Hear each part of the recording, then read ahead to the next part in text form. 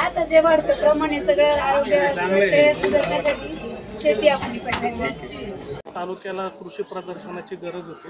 आज 150 स्टॉल तुम्ही या माध्यमातून राबवलेले, यातून काय प्रामुख्याने संदेश जाईल लोकांसाठी? नाही, भोर तालुक्यामध्ये प्रथमच आपण इथून मागे कृषी प्रदर्शन झाली, पण एवढ्या मोठ्या स्वरूपामधलं प्रदर्शन पहिल्यांदाच होते।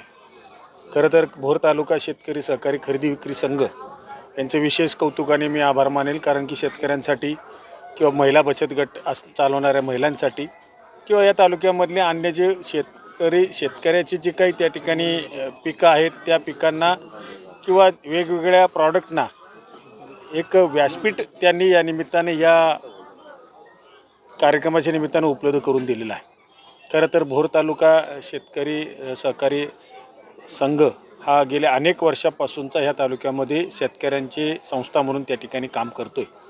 खत विक्री किंवा बाजारगाळे हे तर त्या ठिकाणी कॉमन आहे, परंतु आम्ही नवीन संकल्पना मांडली सगळे चेअरमन व्हाईस चेअरमन बॉडीने की या तालुक्यामध्ये आपल्याला शेतकरी कृषी प्रदर्शन या ठिकाणी घ्यायचं। आणि खरं तर तुम्ही आता पाहिलं असेल, एक वेगळं पहिलंच वर्ष असून देखील अतिशय चांगल्या पद्धतीचं सुरेख नियोजन केले।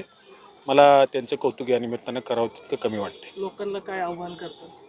लोकांना आव्हान म्हणजे या शिबिरामध्ये किंवा या प्रदर्शनामध्ये जास्तीत जास्त शेतकऱ्यांनी इथल्या अत्याधुनिक मशिनरी असतील गोष्टींची माहिती घ्यावी आणि त्याचा वापर त्यांनी त्यांच्या पुढच्या शेतीच्या कामाच्या नियोजनामध्ये प्रयोगामध्ये त्या ठिकाणी करावा, असं माझं शेतकऱ्यांना आव्हान राहील। कर्नाटकमध्ये मध्यंतरी विधानसभा निवडणूक झाल्या तेव्हा तुम्हाला पण निरीक्षक म्हणून नेमलं होतं, कसब्याची पोटनिवडणूक झाली तेव्हा देखील तुम्ही निरीक्षक होता, तुमच्याकडे यश आहे, दोन्ही उमेदवार तुम्ही निवडून आणले, तर येणाऱ्या विधानसभा आणि लोकसभेमध्ये तुमच्यावर पक्षाची कुठली मोठी जबाबदारी असेल आणि त्याकडे तुम्ही कसं? नाही, मी कर्नाटकला गेलो म्हणून यश आलं किंवा मी कसब्यात गेलो म्हणून यश आलं असं आपण म्हणताय, परंतु हे सांघिक यश असतं आणि पक्ष म्हणून मला त्या ठिकाणी काम करण्याची पक्षाने आदेश दिला होता, त्याच्याप्रमाणे मी ते काम केलेलं आहे।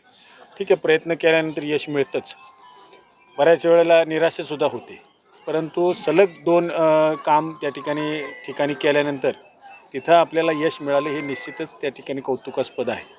काँग्रेस पक्ष विशेष करून पुणे शहरामध्ये जनतेच्या मनामध्ये त्या ठिकाणी त्यांनी ठरवलं होतं की या सरकारच्या विरोधात त्या ठिकाणी जनता आता कंटाळलेली आहे आणि त्याचं एक प्रत्यय त्यांनी कसब्याच्या निवडणुकीच्या निमित्ताने दाखवून दिला। मला वाटतं भविष्यात सुद्धा अशाच पद्धतीचं काम महाराष्ट्रात सुद्धा आपल्याला पाहायला मिळेल। एक